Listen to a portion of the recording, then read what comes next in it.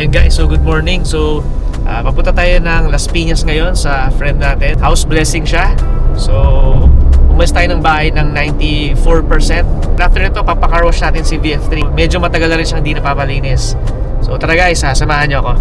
Ayun guys, good morning. So nasa Dr. E. Santos exit na tayo. Current state of charge natin is 82%. Around 12% ang nabawas natin mula Quezon Avenue. So recently, ginagawa natin 95% yung full charging niya. So pwede mo kasi iset yung charging ng VF3 kung ilang percent yung pinakasagad niya. So dati puro 100% tayo. Ngayon nasa 95% na yung ginawa natin. Medyo malapit na tayo dun sa shoot location natin. So guys, tara. So hi guys, good morning. Dito na tayo sa BF Homes Parañaque. Current state of charge natin is 80%. So nabawasan tayo ng 15% from Quezon City papunta dito sa BF Homes. Mabilis na yung biyahe pero malalim pala itong BF Homes. So hindi tayo madalas dito. Pasok mo ng gate, ang lalim pala nito, malaki pala dito.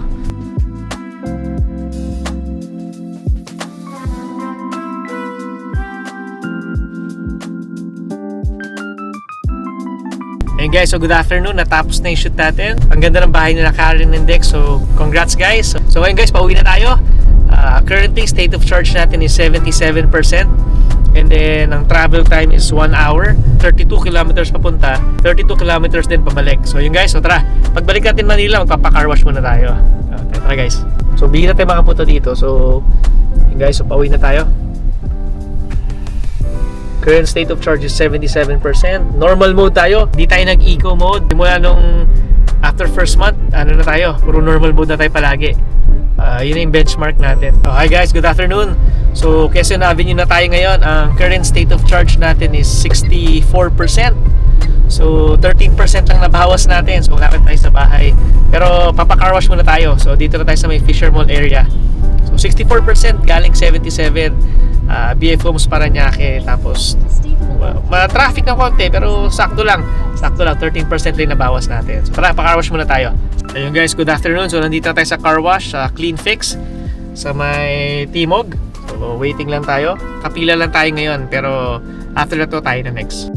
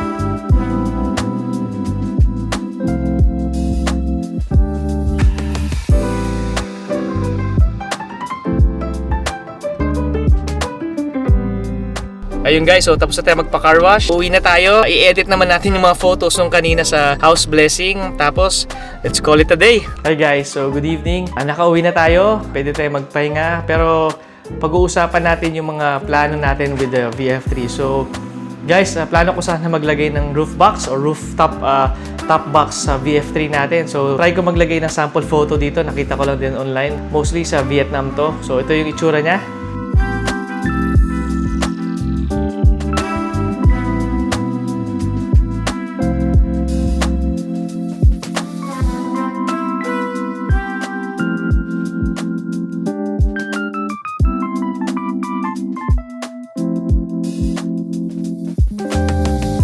So ito yung plano kong or next project sa VF3 natin. Then after nun, try natin magpalit ng mas malakas na headlight. So Orion yung brand na naiisip ko since ito yung madalas kong ginagamit sa ibang auto. So Orion na brand na LED. So ang next kong kailangan malaman is yung yung wattage niya or yung watts na capacity niya. Next project natin, so yung roof box, top box, pati yung headlight. So papalitan natin. Hey guys, so thank you for watching. If you have any comments or suggestions, feel free to subscribe and then message lang kayo sa baba if may mga questions kayo. So thank you guys for watching. Salamat!